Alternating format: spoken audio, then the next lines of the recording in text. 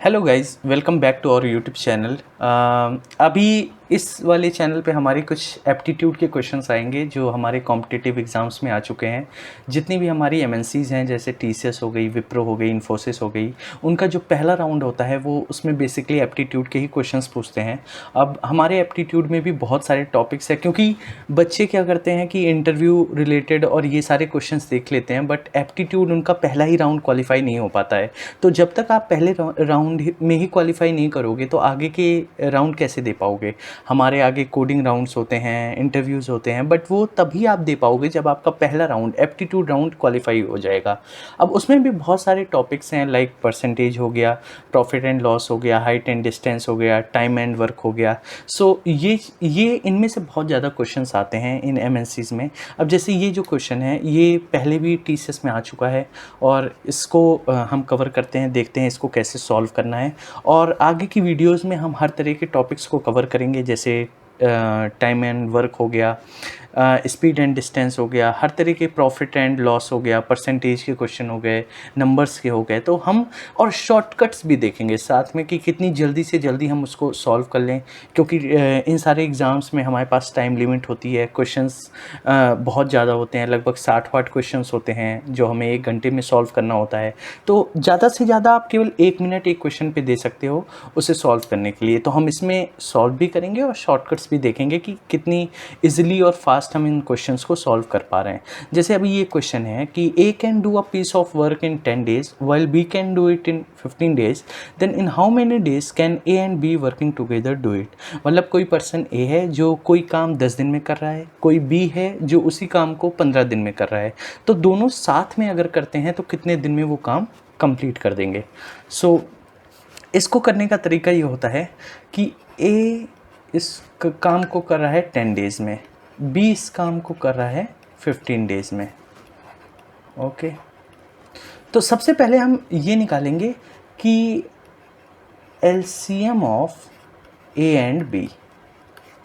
LCM of A and B का मतलब LCM of 10 and 15, और 10 और 15 का एलसीएम कितना होगा?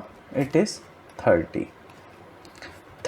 अब यहाँ पे कैपेसिटी का फॉर्मूला होता है, capacity is equal to total work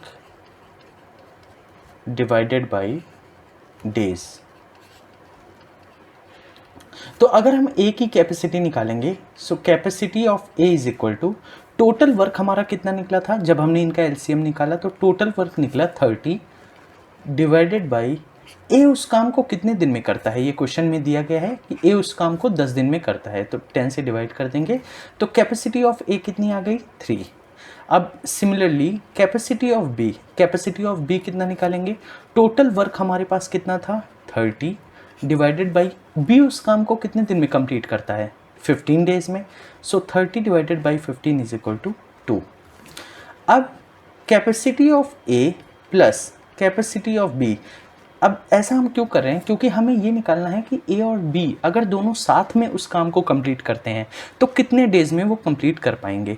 तो capacity of A plus capacity of B, अब ये दोनों क्या हो जाएंगी? ऐड हो जाएंगी। So this is equal to 5 and this is also is equal to total work divided by number of days. Number of days A और B दोनों के, मतलब ए और बी जब दोनों काम करते हैं तो उनको कितने दिन लगेंगे उससे हम डिवाइड कर लेंगे।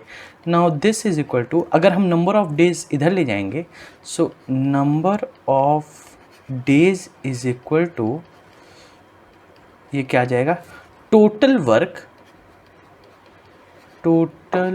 Work divided by capacity of A plus capacity of B. अब टोटल वर्क हमने निकाला था क्या है? 30 है, ठीक है। और capacity of A plus capacity of B कितना हो गया? 3 + 2 is equal to 5। So number of days कितना आ गया? Number of days is equal to 6। So जो ए और बी अगर साथ में काम करते हैं तो उनको कितना टाइम लगेगा? उनको लगेगा 6 days। सो ये इसका सॉल्यूशन है। तो हमें क्या करना है कि ए उस काम को कितने दिन में करता है, 10 दिन में करता है, बी उस काम को 15 दिन में करता है। तो दोनों साथ में करने के लिए हम कैसे करेंगे, सबसे पहले एलसीएम निकालेंगे, उससे हमें वर्क पता चलेगा कि टोटल वर्क कितना है, 30 हो गया। और कैपेसिटी का फॉर्मूला होता है is equal to total work upon number of days. तो ए की कैपेसिटी हो गई 30 अपॉन नंबर ऑफ डेज जिसमें वो ए उस काम को कंप्लीट करता है वो 10 है। सो कैपेसिटी ऑफ ए आ गया 3। कैपेसिटी ऑफ बी निकालने के लिए total work upon number of days in which B will complete that work. So 30 upon 15 is equal to 2। Now हमें ये निकालना है कि ए और बी दोनों मिलके उस काम को कितने दिनों में ख़त्म करेंगे। सो इन दोनों की कैपेसिटी ऐड हो जाएगी which is equal to 5 and this is equal to total work upon number of days in which A and B both will finish the work. So number of days is equal to total work upon CA plus CB. So number of days is equal to 6 days. So option D is correct.